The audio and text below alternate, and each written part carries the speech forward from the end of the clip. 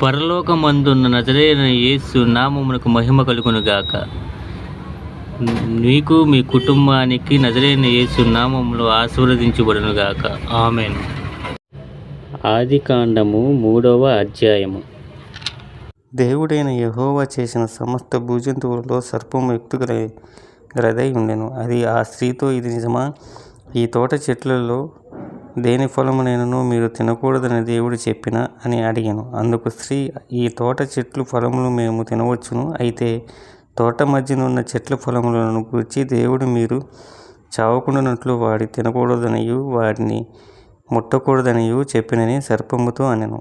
అందుకు సర్పము, మీరు చావనే చావరు. ఏలయనగా మీరు వాటిని తిను దినమున మీ కన్నులు తెరవబడుననియు మీరు మంచి చెడ్డలను ఎరిగిన వారై దేవతల వలె ఉందురనియు దేవునికి తెలియనని స్త్రీతో చెప్పగా, స్త్రీ, ఆ వృక్షము ఆహారమునకు మంచిదనియు కన్నులకు అందమైనదనియు వివేకమిచ్చు రమ్యమైనదనియు ఉన్నట్టు చూచినప్పుడు ఆమె దాని ఫలములలో కొన్ని తీసుకొని తిని తనతో పాటు తన భర్తకు ఇచ్చెను.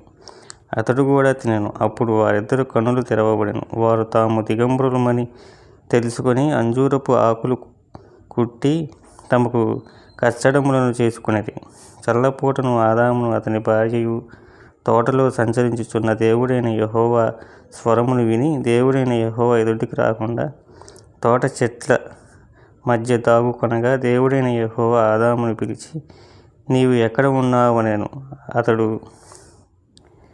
నేను తోటలో నీ స్వరము వినినప్పుడు దిగంబరిగా నుంటినని గనుక భయపడి దాగుకుంటునెను. అందుకాయన, నీవు దిగంబరువని నీకు తెలిపిన వాడెవడు?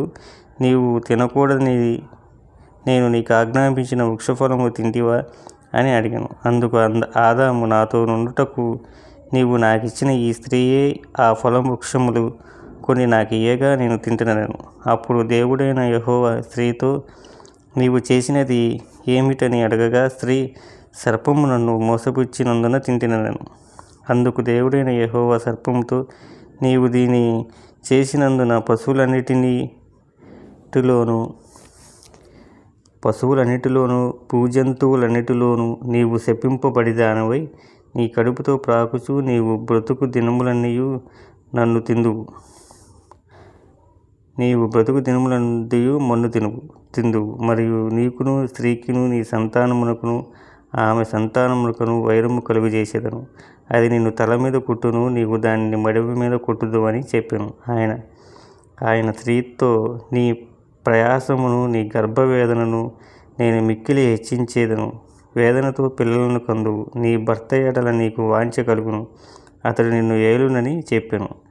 ఆయన ఆదాముతో, నీవు నీ భార్య మాట విని తినవద్దని నేను నీకు ఆజ్ఞాపించిన వృక్షఫలములు తింటివి గనుక నీ నిమిత్తము నేల శపింపబడి ఉన్నది. ప్రయాసతోనే నీవు బ్రతుకు దినములన్నీయు దాని పంట తిందువు. అది ముండ్ల తుప్పలను గచ్చపొదలను నీకు మొలిపించును. పొలంలోని పంట తిందువు. నీవు నేలకు తిరిగి చేరు వరకు నీ ముఖపు చెమట కార్చి ఆహారపు తిందువు. ఏలైనగా నేల నుండి నీవు తీయబడితివి, నీవు మన్నే గనుక తిరిగి మన్నైపోదు అని చెప్పాను. ఆదాము తన భార్యకు హవ్వ అని పేరు పెట్టాను. ఏలైనగా ఆమె జీవము గల ప్రతి వానికిని తల్లి. దేవుడైన యెహోవా ఆదామునకు అతని భార్యకును చర్మపు చొక్కాయలను చేయించి వారికి తొడిగించెను. అప్పుడు దేవుడైన యెహోవా, ఇదిగో, మంచి చెడ్డలను ఎరుగునట్లు ఆదాము మనలో ఒకటి వంటి వాడాయను. కాబట్టి అతడు ఒకవేళ తన చెయ్యి చాచి జీవవృక్ష ఫలమును కూడా తీసుకొని తిని నిరంతరము జీవించునేమో అని దేవుడైన యెహోవా అతడు ఏ నేల నుండి తీయబడినో దాన్ని సేద్యపరుచుటకు ఏదెను తోటలో నుండి అతని పంపివేశాను. అప్పుడు ఆయన ఆదామును వెళ్ళగొట్టి ఏదెను తోటలో తూర్పు దిక్కున కెరూబులను జీవవృక్షములను పోవు మార్గమును కాచుటకు ఇటు అటు తిరుగుచున్న ఖడ్గజాలను నిలవబెట్టెను. తప్పులు చదివి ఉంటే నజరేయుడైన యేసు నామమున క్షమించమని వేడుకుంటున్నాను తండ్రి. ఆమేన్.